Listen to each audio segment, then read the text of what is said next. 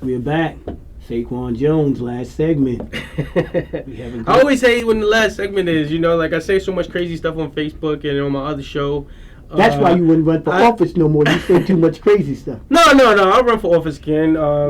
Sometimes people have to understand that, when you're trying to, develop a persona so that you can, be self-sufficient financially. Mm-hmm. You can't be like everybody else. But then, this show gives me a chance to allow the people to look at the side that the other side. The other side. Not that stuff you feel on not the Facebook. stuff that that I get a thousand women angry. Yeah, you do it very well. Well, I try my best. I try my best. But this is my thing right here, politics. This is what I love, and it gives me a chance to sort of take the tie off and get loose and speak about something that I'm really passionate about. Big Rob won city council. Yeah, I always talk to Rob, and I always say to him that I beat him, and if I would have ran, I would have beat him again. That's not where I don't want to make that about me, but it's just a joke that I have with Rob. Mm-hmm. And I congratulate him. Kirsten Foy ran a dirty race by all stretches of the imagination, and the fact that he was a man of the cloth and accepted those sort of donations from jobs for New York City, and those horrible ads that he did on Waterman and Tillard. Yes. They were vicious. So I'm actually almost kind of glad that I didn't get it. I don't know. I don't really have too many skeletons, but I'm pretty sure that. What they know about your skeletons? I don't know what kind of skeletons they had on me, but the way Kristen did it, that was treacherous. But Rob deserved it. He worked hard. He worked hard. 4 years. Rob was everywhere. And if he would have lost, it would have been a travesty. Yes. It would have been absolute travesty because he would have lost because of those attack ads. Yes. And when you look at it from that standpoint, is the fact that Rob worked hard for 4 years, and basically in like 3 months, those ads almost derailed his campaign. And you also bring in the fact that when you have that sort of pressure, these other politicians, what are they supposed to do if they can get big money to finance their opponents?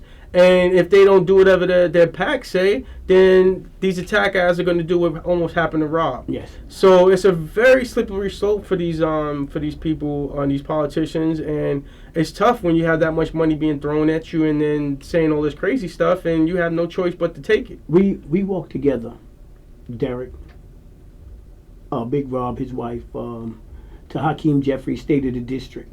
Mm-hmm. When I tell you, I don't even know if he's ready with what's going on now. Everybody's stopping him. It's unreal.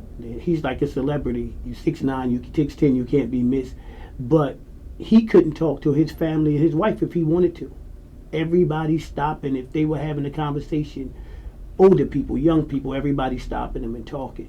Yeah, I mean, Rob is a personable guy. This is not a situation where, he's putting on a face for the masses. When I ran for office, Rob and I were friends, and, he was the only one who I would not ever, sort of go at politically. And that's because he absolutely is a good person. So yeah. I can absolutely see why people would stop him, because he's just a guy. He's a good guy. And they're stopping him like he's a rock star. Rob can't walk no place. Hakeem was sound walking. like you heard it. No. You hated a little. No, that's my fault. Hakeem was walking like in. Of course not. You don't even believe that. But we congratulate him. Mm-hmm. We know he's going to do an excellent job for the district. Yeah, speaking of Hakeem, I was looking for him in the State of the Union dress to at least be, on the aisle. Yeah, visible. And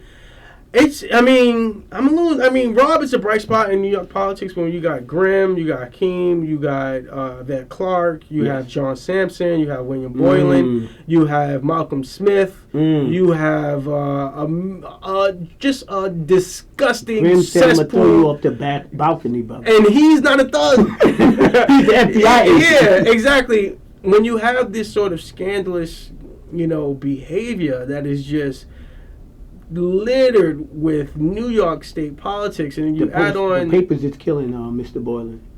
Well, he was nervous about going to jail, and I know Will. William is a He's a personable guy. I think that maybe when you grow up in a certain lifestyle, you can become sort of arrogant to feeling like you're above the law. I don't gather that he would do it maliciously. The second time, I believe the feds backed him in the corner. Yeah, I mean absolutely, but you are not supposed to let that happen a second time. Right after you just get off, they gave him the John Gotti treatment. They was coming at him relentless to the point that, how you gonna pay your lawyer fees? Yeah. Well, they didn't come at him that way. They said that they sent in an operative to get in, then they turned the staff against him. Right after you just beat, they would have left you alone. He was gone. He was done. If you would beat the first trial. Well, if you didn't beat the first trial. Listen, right after you beat that first one, they came after you relentlessly. Yeah, and that's what's going to happen if he gets convicted. He had a plea deal, and he decided to not take the plea deal and take his chances on going to trial. Ray Nagin, huh? You want to act like Ray? Well, yeah. I mean, he's going to... Ray Nagin actually got some... I think he had about 18 counts. He was 17. But he's still being brought up charges. They had some charges maybe about 2-3 days ago that he was taking more bribes. So it never stops. I mean, I'm not saying that they're not doing anything that their predecessors haven't done or their upstate or well-off counterparts haven't been doing. It's just that when you get sloppy at it, then that's when it comes into play. But it's just a nasty cesspool in New York State politics right now. Yeah. I mean, the only bright spot right now is basically Cuomo and hopefully de Blasio. Yeah. And hopefully Rob will maintain. I mean, we have Tish James, who became the first African American female to become public advocate. Held a citywide position. Yeah, I mean, she beat Daniel Squadron. Good race. Good race. It's supposed to get ugly when there's only 2 people left in the race. It's got to get a little ugly. You got to differentiate yourself. I mean, Daniel is a great campaigner. He's worked with Chuck Schumer, and he has a lot of ties. So for Trish to beat him was a tremendous victory. Okay. Now guess what? Mm-hmm. Now it's all over again. We got Congress race, state Senate, Assembly. I mean. Well, there's no races in this. He's gonna talk to Kareem Kamara, and he's gonna lose his race. Yvette Clark's gonna lose her race. But when you look at the numbers, they had an article in New York Daily News on how basically poor New York State politicians are. Hakeem Jeffries and Yvette Clark was broke, and everybody else is millionaires. The whole New York delegation was broke. Well, the African American delegation, African American delegations, because you had Floyd Flake. Yes. He was in debt. So it just tells you what we're doing in terms of they not even know the game. They haven't figured out a way. I'm not saying Hakeem because he just got there, but they haven't figured out a way to get to that thing, because you can't say, if you could go into politics and become as powerful as you can in Congress and come out worse than what you did coming in. Yes, but here's the difference for New York. Here's the difference for New York. New York, they just write off as a Democratic state. We're not going to give you anything. We're not going to lobby for you to do anything. No, but there's ways to do it. I mean, I don't want to incriminate myself. If I was to ever, I mean, I will run for office again. But there are ways where they can definitely, do better for Malcolm themselves. Smith, will he be in office again? Clyde Vanell is actually running against Malcolm Smith. He's a frat brother of mine. He lives in Queens, and Malcolm Smith is. And I've spoken to Clyde, and I said, I wish him well in the race, and I'll donate to his campaign like I've donated to all his other campaigns. And the fact is that if William Boylan can get reelected.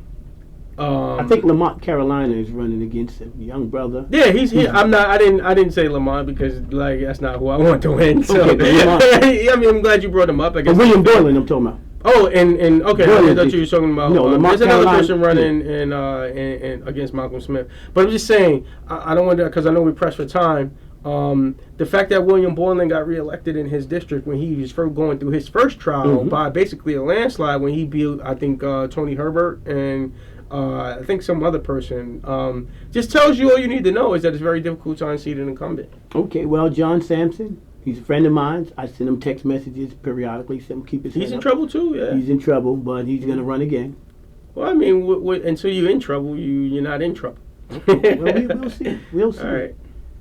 We're going to close this segment out. It's over for today. We'll be back. On the Spot is out of here. Good night.